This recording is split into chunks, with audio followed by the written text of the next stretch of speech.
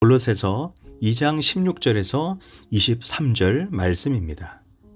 그러므로 먹고 마시는 것과 절기나 초하루나 안식일을 이유로 누구든지 너희를 비판하지 못하게 하라.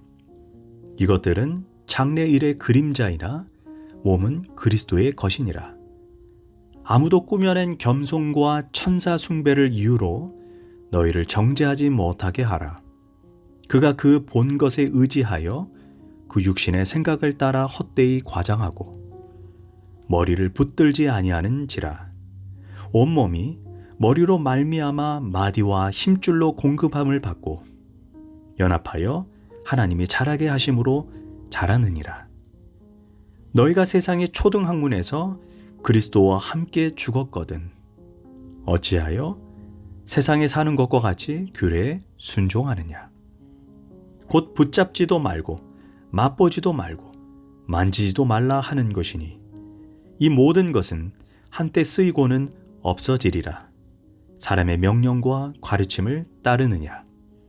이런 것들은 자의적 숭배와 겸손과 몸을 괴롭게 하는 데는 지혜 있는 모양이나 오직 육체를 따르는 것을 금하는 데는 조금도 유익이 없느니라.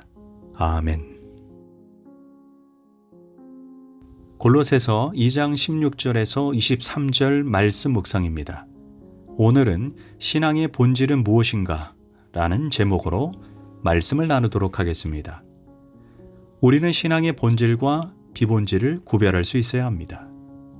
그리스도인의 신앙의 본질과 초점은 언제나 예수 그리스도와 예수 그리스도의 십자가에 있습니다. 예수님을 볼 때에도 예수님의 생애가 아니라 예수님의 십자가와 부활, 재림 여기에 초점이 맞추었을 때 이것이 사도행전적 믿음이라고 할 수 있습니다. 20절에서 우리가 그리스도와 함께 죽었다는 말씀이 있습니다. 그리스도와 함께 죽고 그리스도와 함께 산다. 예수 그리스도께서 십자가에 돌아가시는 그 순간 나도 예수님과 함께 십자가에 죽었다는 것입니다. 그래서 바울이 나는 그리스도와 함께 십자가에 못 박혔다라는 그 유명한 신앙 고백을 한 것입니다. 이것이 신앙의 본질입니다. 예수를 믿어서 부자가 되고 성공하고 소원 성취하고 형통하고 이것은 신앙이 부수적인 것이지 신앙의 본질로 착각해서는 안 됩니다. 예수님께서 십자가에서 죽으신 바로 그 순간 내가 죽었고 그리고 예수님께서 부활하신 순간 나도 함께 부활한 것입니다. 이렇듯 예수님과 내가 동시되는 체험에서부터 출발하는 신앙을 본질적 신앙이라고 합니다. 예수님이 십자가에 돌아가심으로 내가 죽었습니다. 무엇이 죽었습니까? 내가 죄로부터 죽은 것입니다. 죄로부터 자유케 된 것입니다. 죽은 자가 무슨 죄를 짓고 무슨 탐욕이 있고 무슨 음란이 있고 무슨 저주를 받겠습니까? 또한 사도 바울은 로마서에서 비유를 들어 여자가 남편에게 매여 있지만 남편이 죽었을 때 이로써 율법에서 자유하게 되어 다른 남자에게 가도 가늠죄가 성립하지 않는다고 말합니다. 이처럼 십자가에서 죽은 자는 이제 율법에서도 자유한 자, 율법에서도 죽은 상태가 되고 죄에 대해서도 죽은 상태가 된다는 것입니다. 죽은 사람은 심판하지 않습니다. 어떤 사람이 무거운 죄를 짓고 감옥에 들어가 종신형을 살고 있습니다. 그 감옥에서 나올 수 있는 길이 바로 죽음입니다. 죽은 자는 법으로부터 자유합니다. 그리스도와 함께 죽은 그 순간에 나는 죄로부터 율법의 모든 의무로부터 온전히 자유하게 된 것입니다. 또한 십자가에서 죽은 자는 악한 욕망으로부터 자유합니다. 죽은 사람에게 어찌 욕망이 있습니까? 그래서 정과 욕심 이것까지 다 십자가에 못 박혔다고 사도 바울이 갈라디아서에서 말씀합니다. 죄악스러운 욕망, 이게 아직도 꿈틀거리고 있다면 아직 십자가에서 나는 완전히 죽지 않고 아직도 살아있는 것입니다. 완전히 죽고 나면 이런 것들이 다 나와 상관이 없어집니다. 그리스도 안에 온전한 자유함. 이것이 믿음의 본질입니다. 이런 진리를 깨닫지 못하고 온전히 믿지 못하면 오늘 말씀대로 계속해서 우리는 초등학문인 율법에 매이게 되는 것입니다. 무엇인가 계속해서 인본적인 공로주의에 빠지게 됩니다. 아무래도 예수만 믿어가지고는 구원을 얻지 못할 것 같다. 자꾸 이런 생각을 하게 되는 것입니다. 미국의 스트롱맨이라고 하는 유명한 연구원이 있습니다. 그가 교회를 상대로, 특별히 교회 청년들 7,000명을 상대로 설문조사를 했습니다. 당신이 하나님께 인정받으려면 무엇이 필요한가? 60%가 선행이라고 대답했습니다. 또한 하나님을 기쁘시게 하는 것이 무엇이라고 생각하는가? 70%가 봉사, 구제라고 대답했습니다. 물론 이 모든 것이 중요하지만 히브리서 11장 6절은 분명히 말합니다. 믿음이 없이는 하나님을 기쁘시게 하지 못한다. 고로 하나님을 기쁘시게 하는 것은 선행이 아닙니다. 나의 의가 아니라 바로 오직 믿음입니다. 사람들은 자꾸 공로를 세우려고 합니다. 무엇인가에서 하나님 앞에 인정받으려고 합니다. 이는 잘못된 신앙입니다. 21절에서 유대인들은 율법으로 자신을 구원하려고 했습니다. 특별히 먹고 마시는 것에서부터 이거 먹으면 하나님께서 기뻐하시고, 이거 먹으면 죄고, 이거 마시면 괜찮고, 이거 마시면 안 되고, 죄악이 많습니다. 유대인들이 외국에 갔을 때 돼지고기는 율법 때문에 먹지 않지만 소고기는 먹습니다. 중요한 것은 소고기라고 다 먹는 것이 아닙니다. 반드시 유대인들의 코셔 방법으로 한 것만 먹습니다. 이렇게 해야 그들은 하나님을 기쁘시게 한다고 생각합니다. 그래서 16절에 나온 대로 절기나 초하루, 안식일을 율법적으로 다 지키는 것입니다. 어느 날은 좋고 어느 날은 나쁘고 이렇게 매어 살고 있는 것입니다. 왜 그렇습니까? 이게 율법주의, 금욕주의, 인본주의입니다. 내가 의로워져서, 내가 거룩해져서 하나님께 나아가겠다는 것입니다. 그런데 오늘 본문에서 사도 바울이 이 율법의 문제를 딱 부러지게 정리해주고 있습니다. 17절에서 이것들은 장래일의 그림자일 뿐이다. 리얼리티, 본체는 따로 있다는 것입니다. 본체와 그림자가 있는데 우리가 그림자를 붙들어서 되겠습니까? 물론 본체가 나타나기 전까지 그림자는 필요합니다. 그런데 이제 본체이신 예수님이 오셨습니다. 본체이신 예수님 안에서 모든 율법, 그림자는 다 완성된 것입니다.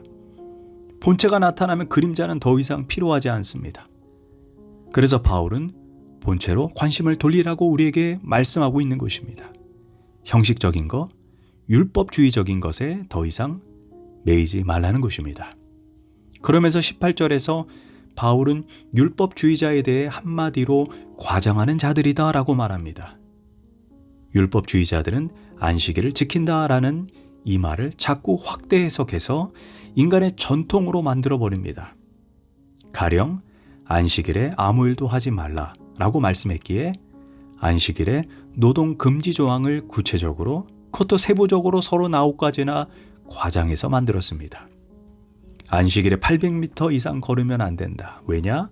땀이 나기 때문에 노동한 것이라는 것입니다. 옷고름이 풀어졌으면 매지 말고, 말린 무화과 나무보다 무거운 것을 들면 노동이기에 안 되고, 이렇듯 자꾸 과장하다 보니 사람이 얽매이게 되는 것입니다. 문제는 이런 것들을 지킴으로 인해 겸손해지는 것이 아닌 더욱 교만해진다는 것입니다. 바리새인들이 그랬습니다.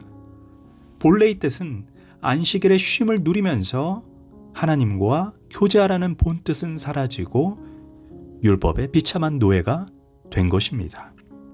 그리고 또한 골로새 교회를 뒤흔드는 이단이 또 하나 있는데 그들이 영지주의자입니다. 18절과 23절에 나옵니다. 이 영지주의는 영은 거룩하고 신비롭고 의롭지만 육은 본질적으로 악하고 죄악되다라는 철학에서 시작되었습니다. 그래서 몸이 하라는 대로 하는 것이 죄다. 그래서 이 악한 몸을 때리기도 하고 학대하기도 하고 굶기기도 하고 고생을 좀 시켜야 한다고 그들은 말합니다. 그래야 영혼이 깨끗해진다는 것입니다. 이것이 금욕주의 형태로 나타났습니다. 반대로 영지주의자는 쾌락주의 형태로도 나타납니다. 육체가 아무리 쾌락에 몰두해도 어차피 영은 더럽힐 수가 없기 때문에 마음대로 즐겨도 된다는 식으로 나아갑니다. 이런 영지주의가 골로새 교회에 들어와서 금욕주의 또는 쾌락주의 형태로 나타났습니다. 이는 그리스도의 진리도 기독교의 정신도 아닙니다. 그렇다면 바울이 말하는 기독교 신앙의 윤리는 무엇입니까? 세 가지로 짧게 정립할 수 있습니다. 첫째가 비금욕주의입니다. 하나님의 세상을 창조하실 때 하나님 보시기에 선하다라고 반복해서 말씀했습니다. 그래서 영은 깨끗하고 육은 더럽다는 이원론적인 것은 잘못된 것입니다. 하나님께 지으신 세계는 아름답고 선합니다.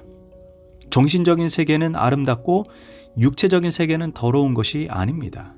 모든 것이 하나님께서 주신 것입니다. 순간순간 우리는 우리에게 주신 모든 것에 감사해야 합니다. 둘째로 비율법적입니다. 우리는 율법을 지킴으로 그리스도에 의해 도달할 수 없다는 것을 이미 알고 있습니다. 우리는 오직 믿음으로 먹고 마시고 행합니다. 그러나 그 믿음의 열매는 반드시 방종이 아닌 거룩한 행함으로 드러나야 합니다. 셋째로 비의식적입니다. 겉에 드러난 것, 형식적인 것이 아닌 내면적인 것입니다. 기독교 윤리는 외적인 것이 아닌 내적인 것이며 마음의 동기가 중요합니다. 아우구스티누스가 유명한 말을 했습니다. 하나님을 사랑하고 내 마음의 동기가 올바르다면, 거룩하다면 내 마음대로 행하라. 맞는 말입니다. 이처럼 성령은 자유의 영입니다. 율법으로부터 벗어나 마음껏 자유한 가운데서 하나님을 영화롭게 하는 신앙, 이것이 본질적인 신앙입니다. 기도하겠습니다. 하나님, 이제 내가 예수님과 함께 십자가에서 죽고 예수님과 함께 십자가에서 부활했습니다.